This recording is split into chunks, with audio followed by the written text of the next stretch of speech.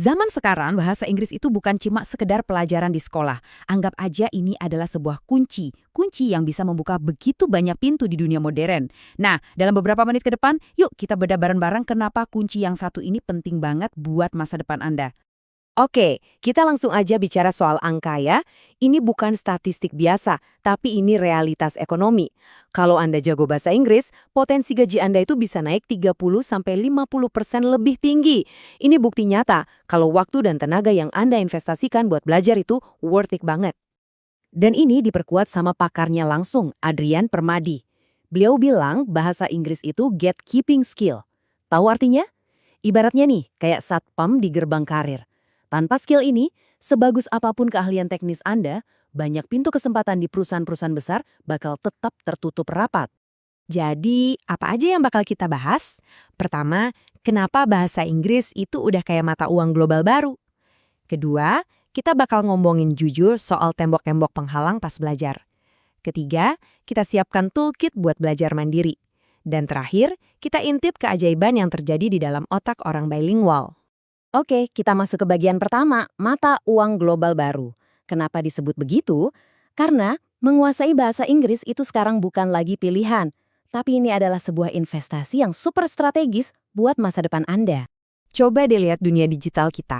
Sadar nggak sih, kalau lebih dari setengah, ya 52%, konten di internet, mulai dari artikel, video, sampai riset paling canggih, itu semuanya dalam bahasa Inggris. Artinya apa?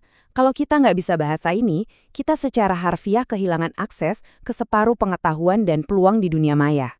Kok bisa sih bahasa Inggris jadi dominan banget?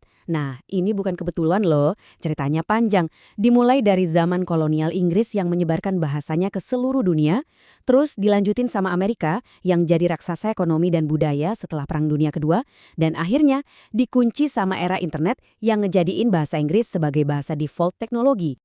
Terus, untungnya buat kita apa? Gampangnya gini, anggap aja bahasa Inggris itu paspor global Anda.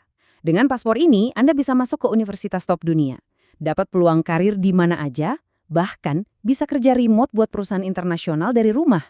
Dibayarnya pakai dolar atau euro.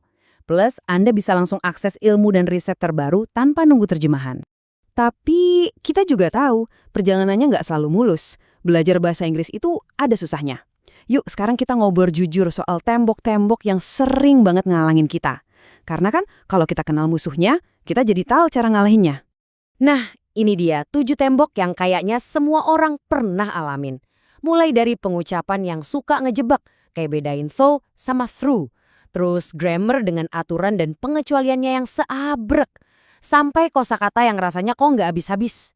Tapi tahu nggak, tembok yang paling tinggi itu seringnya ada di kepala kita sendiri. Rasa takut salah ngomong, dan gampang kehilangan motivasi di tengah jalan. Khusus di Indonesia, ada satu tembok unik lagi. Tembok sosial. Pernah nggak sih pos lagi coba-coba latihan ngomong? Ada aja yang nyeletuk. So Inggris lo.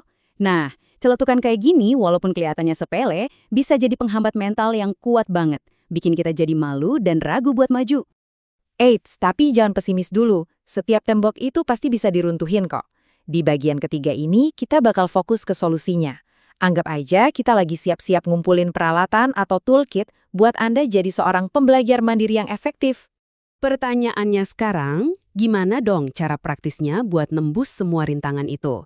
Gimana caranya kita bisa mengubah tantangan-tantangan tadi jadi sebuah kemajuan yang nyata? Kuncinya adalah strategi yang cerdas. Nggak perlu muluk-muluk, mulai dari bikin target yang jelas, terus manfaatin teknologi yang udah ada di genggaman Anda.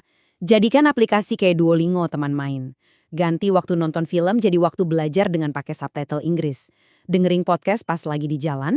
Bahkan hal super kecil kayak nulis 3 kalimat di jurnal tiap hari, atau ganti bahasa di handphone Anda, itu dampaknya bisa gede banget. Dan tolong, ingat aturan emas yang satu ini. Konsistensi itu jauh lebih penting daripada intensitas. Serius deh, belajar 15 menit setiap hari itu hasilnya bakal jauh lebih bagus daripada sistem kebut semalam 3 jam pas akhir pekan. Justru kebiasaan-kebiasaan kecil inilah yang bakal ngebangun fondasi yang kokoh buat jangka panjang. Pada akhirnya, setiap menit yang kita investasikan buat belajar itu adalah sebuah persiapan. Persis seperti kata pepatah, pendidikan adalah paspon kita buat masa depan. Dan persiapannya itu harus dimulai dari hari ini, bukan nunggu besok atau lusa.